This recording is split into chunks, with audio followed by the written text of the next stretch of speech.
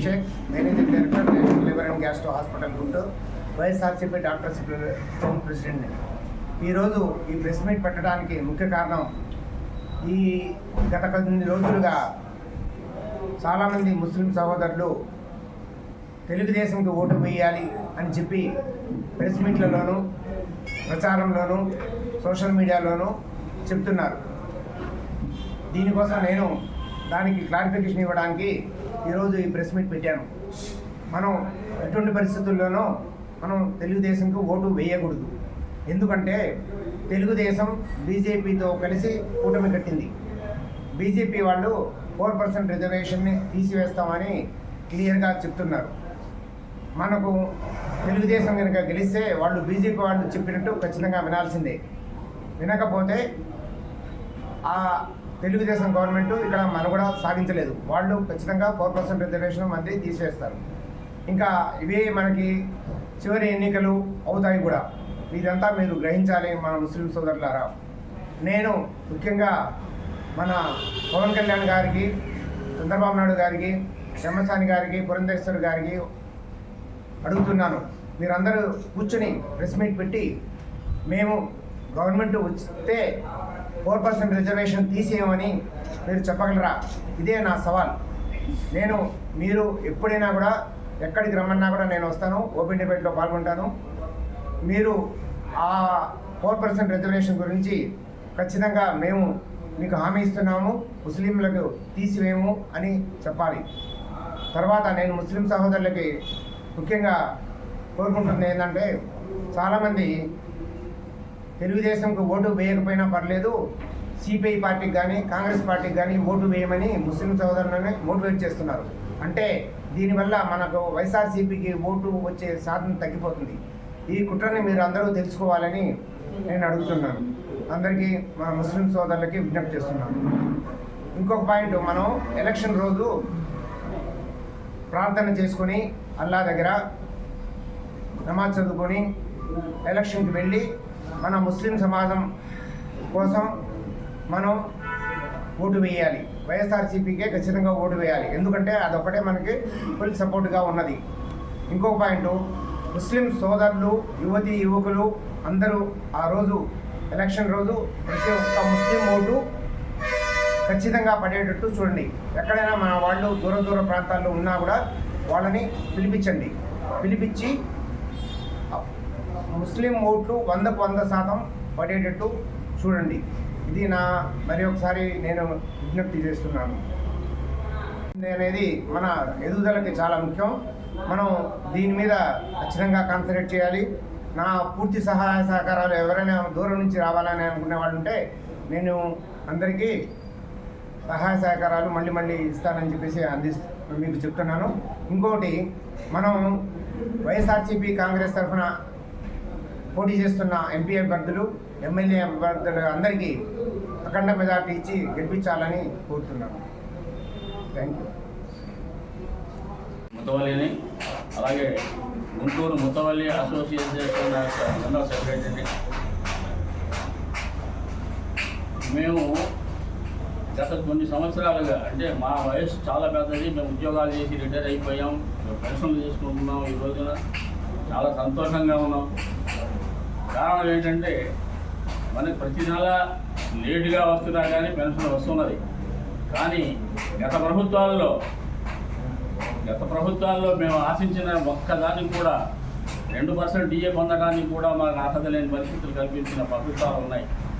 అయితే ముస్లిం సోదరులు ఈ మధ్యన ఆజావాణి గారి ఆధ్వర్యంలో, బహుశా నేను టీవీలో చూశాను మొన్న, ముస్లింలందరూ కూడా ముస్లిం సమాజాన్ని బాగు చేసింది చంద్రబాబు నాయుడు గారే, ఆయనకి మనం ఓటు వేద్దామని చెప్పేసి అందరినీ ఒక తాటి మీద తీసుకురావాలని ప్రయత్నం చేస్తున్నారు. నేను ఆయన్ని కానీ మరొకళ్ళు కానీ మరొకళ్ళని కానీ అడుగుతున్నాను, ఏనాడైనా ఇలాంటి సంక్షేమ పథకాలు చంద్రబాబు నాయుడు గారు కానీ, పవన్ కళ్యాణ్ గారు కానీ, ఇంకోటి కానీ ఈ మా ముస్లిం సమాజానికి ఏర్పాటు చేశారా? 15,000 రూపాయలు మసీదుకి అప్పించినటువంటి ఘనత ఒక జగన్మోహన్ రెడ్డి గారికి తప్ప మరొకరికి ఉందా? అలాంటి పరిస్థితుల్లో మసీదులు కానీ మా సమాజం కానీ బాగుపడాలంటే కేవలం వైఎస్ఆర్సీపీ మాత్రమే దీనికి పాటుపడుతుంది. జగన్మోహన్ రెడ్డి గారి అహర్నిశలు మన కోసం శ్రమిస్తున్నారు, మన కోసం పాటుపడుతున్నారు. కాబట్టి మిత్రులారా, ముస్లిం సమాజం బాగుపడాలంటే వైఎస్ఆర్సీపీ మళ్ళీ ఒకసారి అధికారంలో రావాలి. మనం అందరం ఆయన మీద ఆశలు పెట్టుకున్నాం, మనం నమ్మకం పెట్టుకున్నాం. మా జగన్ నమ్మకమే, మా నమ్మకమే జగన్ అంటూ ఆయన వెంట నడుస్తున్నాం. అలాగే నడిచి ప్రతి ఒక్కళ్ళు కూడా ముస్లిం సమాజంలోని ప్రతి ఒక్క ముస్లిం కూడా దయచేసి వైఎస్ఆర్సీపీకి మాత్రమే ఓటు వేయాలని మేము కోరుకుంటున్నాం. అలాగే ఈనాడు కేంద్ర గవర్నమెంట్ ఏం చేస్తుంది, సిఏఏ అనే చట్టాన్ని తీసుకురావాలని నేను కోరుకుంటుంది. సిఏఏ చట్టం ఏంటండి బాబు? మన యొక్క తాత తండ్రులు ఎక్కడ పుట్టారు, మనం ఎక్కడ పుట్టాము, మన పద్ధతి ఏంటి, మన కాగితాలన్నీ చూపించాలి. లేకపోతే ఈ దేశస్తులు కాదు మీరు వెళ్ళిపోవడానికి పంపించేటువంటి అధికారం గవర్నమెంట్ కలుగుతుంది. అలాంటి చట్టం తీసుకురావాలంటే కేంద్ర ప్రభుత్వానికి 2/3 మెజార్టీ కావాలి. కాబట్టే ఈనాడు మోదీ గారు 400 సీట్లు కావాలా, అబ్కే బార్ మోదీ గారు సర్కార్ అంటూ ఒక ప్రబోధాన్ని తీసుకొచ్చి, ఒక ప్రచారాన్ని తీసుకొచ్చి 400 సీట్లు తీసుకొచ్చి ఈ ముస్లిం సమాజాన్ని మొత్తాన్ని కూడా సర్వే చేయాలని చూస్తున్నారు. ఇక్కడ ఒక్కటే అర్థం చేసుకోండి ముస్లింలారా, బాబర్ మసీదులు ఎవడే పగలగొట్టింది ఎవరు? బాబర్ మసీదులు పగలగొట్టింది ఎవరు? ముస్లింలు కాదా? అలాంటి వారిని ఒత్తులో కలుపుకున్నటువంటి తెలుగుదేశం పార్టీని మనం నమ్ముతామా? మీరు స్వయంగా నిలబడి ఉంటే కొంతవరకు మన సమాజాన్ని బాగు చేస్తారనేటువంటి నమ్మకం మాకు కలిగి ఉండేది. కానీ ఈనాడు మీరు బీజేపీతో పొత్తు కలిసి, జనసేనతో పొత్తు కలిసి, జనసేన ఎలా ఆడిస్తే అలా ఆడుతున్నారు. మీరు అలా ఆడటానికి ఇదేమి మా ముస్లిం సోదరులు సిద్ధంగా లేరు. ప్రతి ఒక్కరు కూడా ఆలోచిస్తున్నారు, ప్రతి ఒక్కరు కూడా ఆలోచిస్తున్నారు. ఆనాటి సమాజం కాదు, ఈనాడు 4% రిజర్వేషన్ కల్పించిన మహానేత రాజశేఖర రెడ్డి గారి వల్ల ఈనాడు మా కుర్రవాళ్ళు, మా పిల్లలు డాక్టర్లై, ఇంజనీర్లై దేశాన్ని వెళ్తున్నారు. రాష్ట్రాల్లో అనేక పదవులను అలంకరిస్తున్నారు. అలాంటి వారిని వదిలిపెట్టి నేను ఏదో ప్రలోభానికి లోపడి 4 రూపాయలకు లోపడివో లేకపోతే ఇలాంటి ప్రచారాలు చేయదని కూడా మనవి చేస్తున్నా.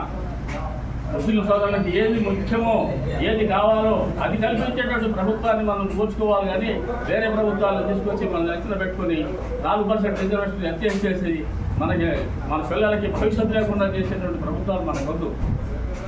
అలాంటి పరిస్థితుల్లో ఇవాళ మనం ఉన్నాం. సిఏఏ గవర్నమెంట్ చట్టాలను తీసుకొస్తుంది గవర్నమెంట్. అలాంటి గవర్నమెంట్ మనకొద్దు. అలాంటి గవర్నమెంట్తో పొత్తు పెట్టుకున్నటువంటి గవర్నమెంట్ కుటుంబం మనకొద్దు. మనకు కావాల్సిందల్లా మన సంక్షేమం కోసం పాటుపడేటువంటిది. ఈనాడు హజ్ యాత్రికులను చూసుకుంటే ₹1,00,000 ఇస్తామని మేనిఫెస్టోలో పెట్టారు. కానీ 80,000 రూపాయలు అంతకుముందే మన జగన్మోహన్ రెడ్డి గారు ఇస్తున్నారు. 80,000 రూపాయలు హజ్ వెళ్ళే ప్రతి ఒక్కరికి కూడా ఎక్కడి నుంచి అయితే హైదరాబాద్ నుంచి వెళ్తే 80,000 రూపాయలు తగ్గుతున్నాయంటే విజయవాడ నుంచి వెళ్ళే వాళ్ళకు కూడా 80,000 రూపాయలు మన ప్రభుత్వం నుండి ఖర్చు పెట్టి మా జగన్మోహన్ రెడ్డి గారు మనకి కల్పిస్తున్నారు. అలాంటి పద్ధతి మనకి కావాలి. ఇంకా పెంచుదాం, మనం అడుగుదాం, అయ్యా ఈ ₹1,00,000 చాలు, 20,000 చాలు, 1,50,000 ఇవ్వండి అని అడుగుదాం. అలాంటి సాధించుకుందాం. మనం ఏది కట్టుకున్నా ఇవ్వను ఎవరినాడు అనలేదు, అలాంటి వాడు కాదు. కాబట్టి అలాంటి ప్రభుత్వం మనకు కావాలి. ఏదైతే ముస్లిం సమాజానికి బాగుపడి కోరుకుంటూ ఇలా ప్రలోభ పెట్టే వాళ్ళని కూడా నేను ఒకటే అడుగుతున్నా, మీరు దయచేసి డబ్బులు కాసపడు, పదవి కాసపడు, లేకపోతే ఇంకోటి ఇస్తారని కానీ సమాజాన్ని నాశనం చేయొద్దు. సమాజం మంచి కోరండి. మీరు పెద్దవాళ్ళు అయినప్పుడు పెద్ద బుద్ధి చూపించండి. అంతేగాని అల్ప బుద్ధి చూపించి డబ్బుల కోసమో, దీనికోసమో, పదవి కోసమో మీరు అప్పుడు పోయి సమాజాన్ని పాడు చేసేటువంటి పద్ధతులు పాత్ర చేయొద్దని మనవి చేస్తాం. దయచేసి ఒక్కసారి ఆలోచించండి ముస్లిం సోదరులారా. ఇలా రేపు దగ్గర పోయేటువంటి ఎన్నికలు మామూలు ఎన్నికలు కావు. ముస్లింస్కి చెడు చేయబోయేటటువంటి ఎన్నికలు. ముస్లిం సమాజానికి చెడుగా చేయాలనేటువంటి కలలు కనుకున్నటువంటి సమాజానికి బీజేపీ నాయకులకు జరిగేటువంటి మన ఎన్నికలు. కాబట్టి కేంద్ర ప్రభుత్వంలో మనవాళ్ళు కావాలా, కేంద్ర ప్రభుత్వంలో చట్టసభల్లో లోకసభలో మనవాళ్ళు కూర్చొని మన కోసం మాట్లాడగలిగేటువంటి వాళ్ళు కావాలి. అలాంటి వ్యక్తి మన కిలారి రోసయ్య గారు. దయచేసి ఈ యొక్క నియోజకవర్గంలో, గుంటూరు నియోజకవర్గంలో అఖండ మెజారిటీ తోటి మన వాళ్ళని గెలిపించుకొని, మన రోసయ్య గారిని గెలిపించుకొని మన వాయిస్ని, మనకు అవసరాలని లోకసభలో అందరికీ తెలియజేసేటట్టుగా, ప్రపంచాన్ని మొత్తాన్ని సాటి చెప్పేటట్టుగా, ఏదైనా జరిగినప్పుడు అర్థం నిలబెట్టేటటువంటి ధైర్యశాలైనటువంటి మన కిలారి గారికి మనం అందరం ఓటు చేసి గెలిపిస్తున్నామని మరొకసారి చెప్తున్నాను. దయచేసి మరొకసారి ఆలోచించండి. దయచేసి వైసీపీకే ఓటు వేయండి. మైనార్టీ జిల్లా సెక్రటరీని మనం Muslims, ST, SC, BC, minority అందరూ ఒకసారి ఆలోచించండి. మనం ఏ పరిస్థితిలో ఉన్నామో, మన జగన్మోహన్ రెడ్డి గారు ఏ మాట ఇస్తే ఆ మాట తప్పకుండా అందరికీ మంచి చేస్తున్నారని నమ్ముతూ, ప్రతి క్యాస్ట్లో బీదవాళ్ళే ముఖ్యంగా మాట్లాడుతూ ఆయన చెప్పే పనులను చేస్తూ ముందు సాగుతున్నారు. ఉదాహరణకి తెలుగుదేశం హయాంలో మా ముస్లిమ్స్ ఒక సమస్యకి ప్రణాళిక పెట్టుకున్నందుకు వాళ్ళకి ఎన్ని ఇబ్బందులు పెట్టారో మీరు ఒకసారి ఆలోచించండి. మనం ఏ పనైనా సరే మనం మంచిగా, మనం భారత్లో మంచిగా బతకాలనుకుంటున్నాం, మేము మంచిగా ఉండాలనుకున్నాం. వైఎస్ రాజశేఖర్ 4% రిజర్వేషన్ ఇచ్చినందుకు కొందరు డాక్టర్లు ఇప్పుడు ప్రజెంట్గా గుంటూరులో కూడా డాక్టర్లు ఉన్నారంటే దానికి కారణం మనం 4% రిజర్వేషన్ వల్లే. కానీ ఇంకా ఒకప్పుడు 4% రిజర్వేషన్కి వైఎస్ రాజశేఖర్ కోర్టుకి వెళ్తే అది వద్దు, ముస్లిం ఇవ్వడానికి వీలు లేదు అని చెప్పిన తెలుగుదేశం చంద్రబాబు నాయుడు గారు ఇవాళ అతను ముస్లింస్కి ఏం చేయలేరు, ఏ క్యాస్ట్ కూడా ఏం చేయలేరు. కానీ పేదలందరూ నిలబడి మన ఎంపీ గారికి, మన ఎమ్మెల్యేలకి, మన ముఖ్యమంత్రి గారికి ముఖ్యమంత్రి రెండోసారి చేయాలని కోరుకుంటూ, ఈ ప్రజలందరికీ మీరు కంపల్సరీ వచ్చి ప్రతి ఓటు వేయాలని కోరుకుంటూ సెలవు తీసుకుంటున్నాను.